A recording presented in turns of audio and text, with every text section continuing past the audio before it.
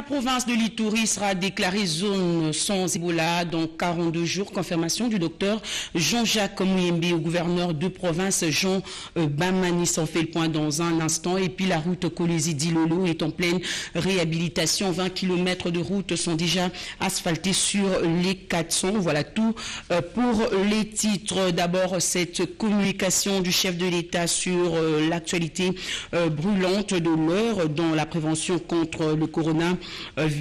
Le point d'information sur l'état du territoire. 5e réunion du Conseil de ministres hebdomadaire présidée ce vendredi à la Cité de l'Union africaine par le président de la République, Félix Antoine Tshisekedi Tshilombo. Le point dans la République démocratique du Congo ont franchi les portillons du ministère de la Santé, occasion d'échanger avec le patron du secteur Étienne Longondo sur les mesures d'hygiène à préconiser. C'est un reportage de Toto Song.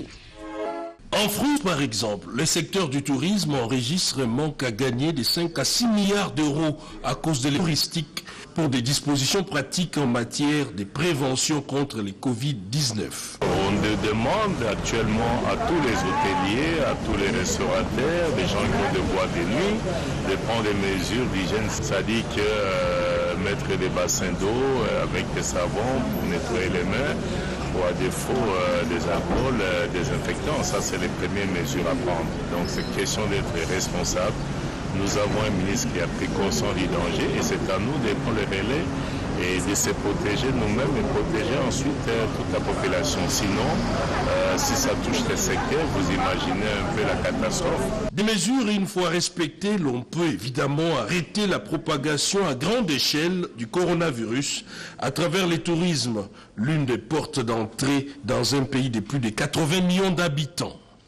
Merci beaucoup Cédric Kenina pour ce commentaire. Dans l'actualité également, filtre l'entretien de l'inspecteur général de la territoriale avec l'ambassadeur du Sénégal sur les orientations pour la formation des formateurs de cette structure du ministère de l'Intérieur et Sécurité, Toto Soleste Song. Ils sont 10 à avoir été sélectionnés par le jury qui devait choisir les meilleurs d'entre les Congolais qui ont fait preuve de domaine d'activité. Et pour les encourager, les notamment de la présidente de l'Assemblée nationale, Janine Mabunda, des prix tels que le prix entrepreneurial, le prix femme meilleure PME en matière ont été décorés par le Premier ministre Ilunga Ilunkamba, des médailles d'argent et de mérite civique décernées par la chancellerie des ordres nationaux. Cette manifestation organisée par le gouvernement en collaboration avec la FEC le jeudi 12 mars est une initiative qui a pour objectif de susciter l'émergence de la classe moyenne congolaise et surtout l'intégration des PME dans la chaîne des valeurs de production. L'événement baptisé Challenge Entreprise sera célébré désormais le 12 mars de chaque année. L'accès au financement est un frein à l'émergence des PME, a indiqué Albert Yuma, président de la FEC. À ce sujet, le chef de l'État a, dans son discours sur l'état de la nation, déclaré, je le cite, « Pour aider davantage les entrepreneurs congolais à être compétitifs dans ce nouveau cadre, des instructions seront données au gouvernement pour la création d'un fonds de garantie devant couvrir les risques d'investissement de nos PME. » Fin de citation. Il faut donc une politique volontariste de l'État pour la mise en place d'une classe moyenne. Le ministre de la classe moyenne, petite et moyenne entreprise, Justin Kalumba Mwanangongo, a précisé que le geste posé par le chef du gouvernement assure la croissance des PME et d'autres avantages sont accordés aux lauréats, notamment l'accès gratuit à des modules de formation du personnel à l'INPP. Dans son intervention, le directeur général de l'ANAPI, Anthony Kinzo Kamole, a opérationnalisé 3 concepts clés de l'investissement, à savoir réfléchir, oser et persévérer. Le gouvernement congolais s'engage désormais à placer l'entrepreneuriat local au centre de la politique économique et sociale de son action dans le but de rendre les entreprises plus professionnelles et compétitives, a souligné le Premier ministre, représentant personnel du président de la République à cette occasion. Au sujet de la cérémonie de ce jour, je voudrais relever ici 3 faits majeurs. D'abord, le caractère national de la sélection.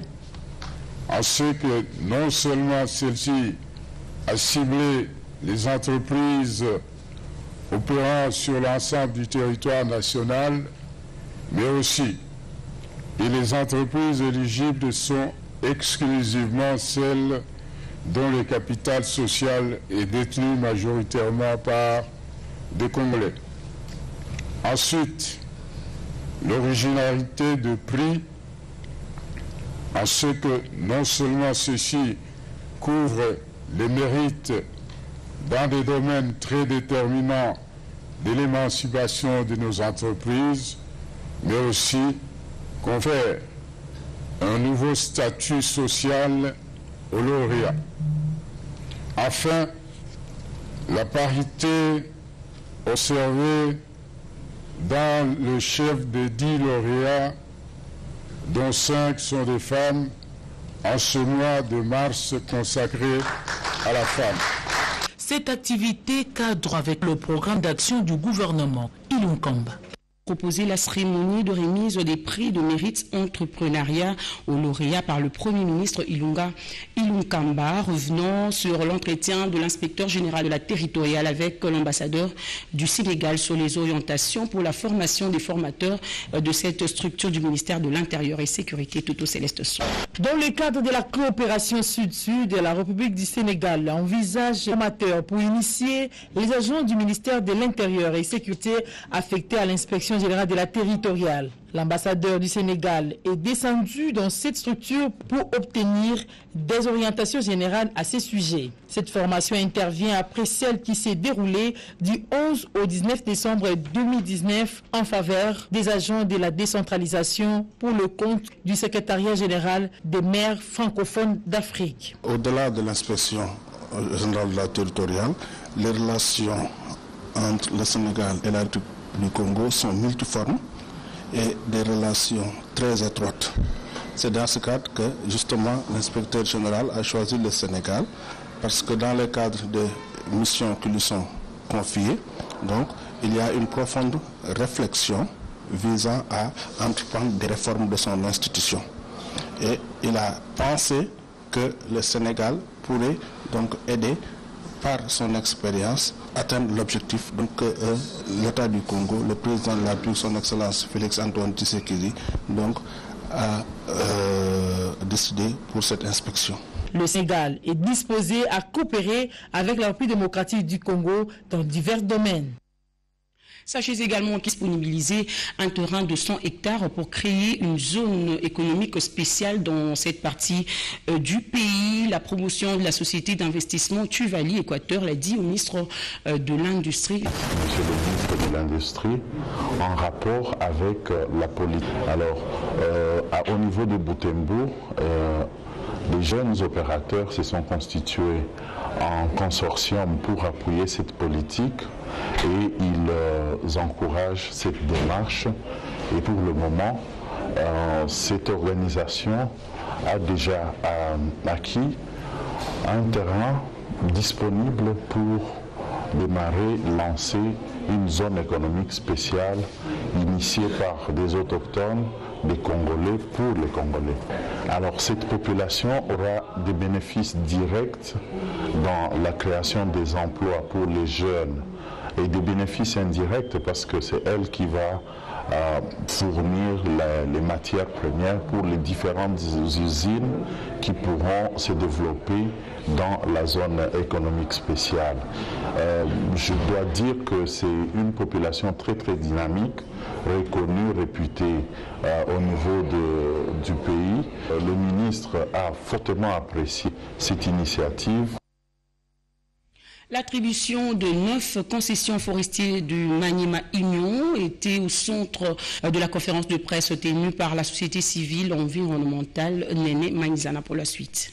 Depuis 2002, la République démocratique du Congo a pris l'engagement d'assainir les secteurs forestiers à travers la revue légale de la conversion des anciens titres forestiers en contrats de concession forestière. En 2016, certaines concessions ont fait l'objet de rétrocessions au domaine forestier privé de l'État, puis rétribuées illégalement sous les moratoires.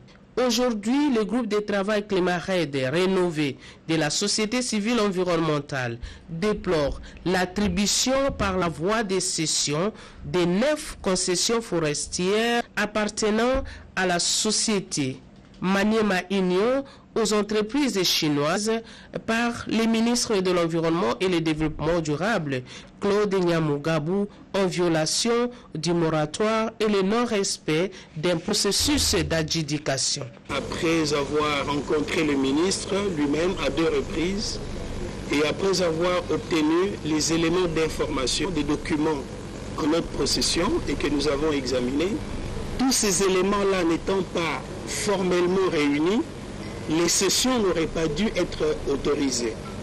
En réponse, le ministre de l'Environnement et le Développement durable, Claude Nyamugabo, a maintenu sa position en disant qu'il n'a pas violé les moratoires et s'agissait d'une mission sur terre. Et puis la question sur la situation mise autour d'une même table, la ministre plutôt de la fonction publique avec... Enregistré beaucoup de préoccupations soulevées par notre devoir de porter à la connaissance Madame la ministre de la fonction publique les préoccupations de sa compétence afin que des solutions idoines soient apportées. Il s'agit principalement de la situation sociale du personnel de l'État.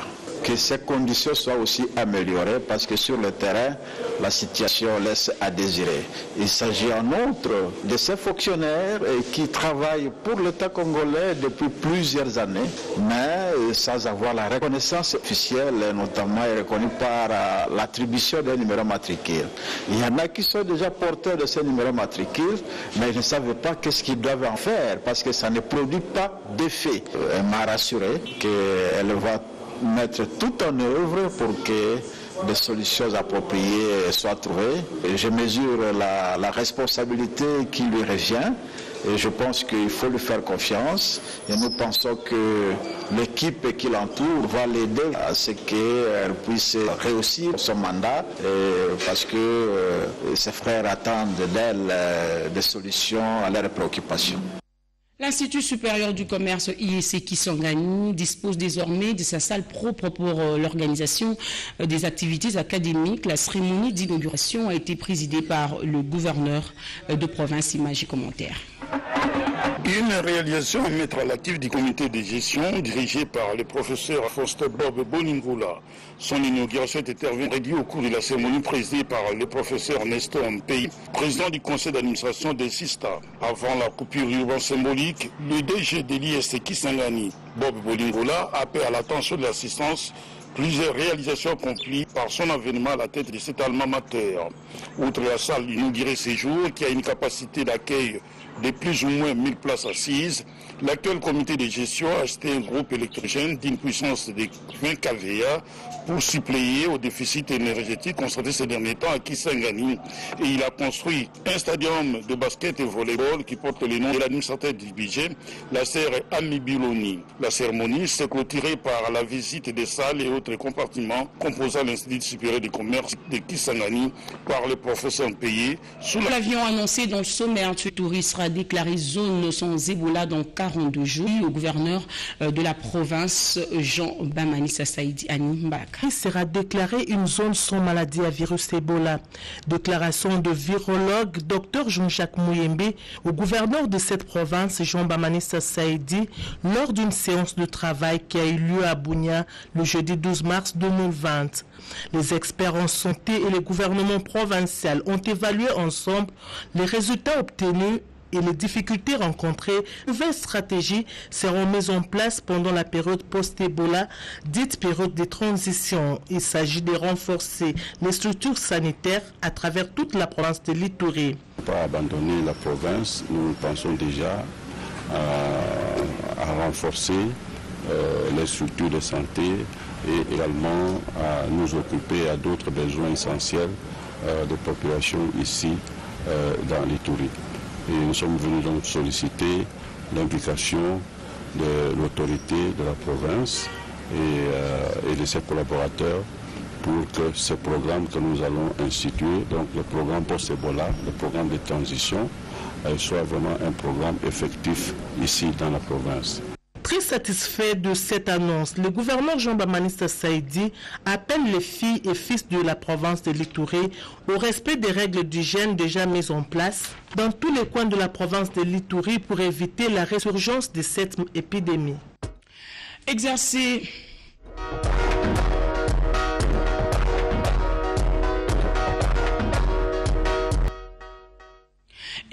le métier de peintre n'est pas donné à toutes les femmes. Celles qui se sont distinguées dans cette discipline livrent ici leurs impressions. Les développements du pays nécessitent l'implication de tous, hommes, femmes, jeunes et vieux, et comme dans tous les domaines. C'est le cas des peintres. La peinture, un métier masculin au fil des âges. Aujourd'hui, on y trouve aussi des femmes. Nous sommes dans la commune de Matete, précisément au marché Tomba, un marché réputé dans la vente de produits liés à la peinture et autres accessoires. On trouve des femmes qui vendent des produits utilisés pour la fabrication peintre. Marceline, quarantaine révolue, a plus de 20 ans dans ces métiers. Elle nous parle de son expérience. Peinture mai mastique et ça la makana oyo na kalsiro ozomona oza produits chimiques. Ce sont des produits chimiques que nous utilisons pour faire de la peinture à huile et le mastic. Je pratique ce métier des hommes depuis des années. Voyez, les études de mes frères, c'est pour dire qu'il n'y a pas un métier uniquement pour les hommes.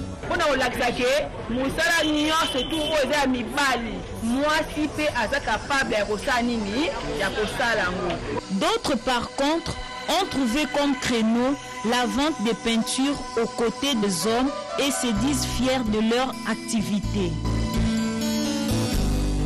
Je me retrouvé à la place que non premièrement, maman a un sac à moi. Mais après maman a chimiste.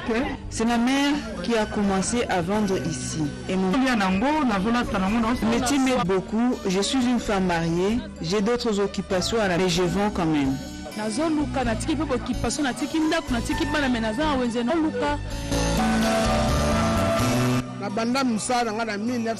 Je n'ai pas honte de vendre de la peinture. C'est grâce à ces métiers que mes enfants ont étudié. Et je suis propriétaire d'une maison grâce à la vente des peintures. C'est un métier d'homme, c'est intéressant. Néanmoins, ces femmes commerçantes éprouvent des difficultés eu égard à la concurrence déloyale de certains expatriés. Ce sont les expatriés qui nous causent du tort. Ils vendent également en détail. C'est difficile d'écouler 5 cartons ou 3 cartons. Ils sont venus pour autre chose, mais actuellement ils vendent tout et en détail. En tout état de cause, que l'argent vienne d'une activité effectuée par l'homme ou la femme contribue moins d'odeur. Dans la province du Haut-Katanga, on nous informe que les prisons du pays sont approvisionnées en produits de première nécessité. C'est une action. Du cri de détresse des pays, le gouverneur du Haut-Katanga a réagi en étendant son action à toutes les prisons de sa province. Jacques Aboukato instruit les services généraux de l'intendance du gouvernorat de remettre de vivres aux maisons carcérales de Kipushi, de Kasumbalesa à Moussochi, Kasapa à Lubumbashi, Boulou et Boma à Likasi.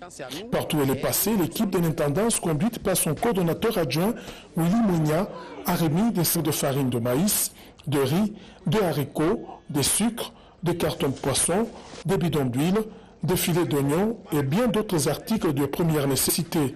L'autorité provinciale vise par ce geste à mettre à l'aise les personnes en conflit avec la loi.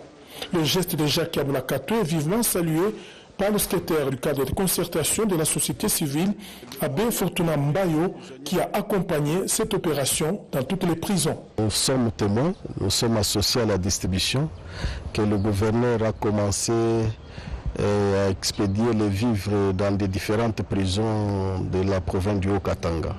Et nous remercions le gouverneur de la province du Haut-Katanga et ça témoigne qu'il est en train de penser à eux. Cette charge, normalement, ça revient au ministre national de la Justice.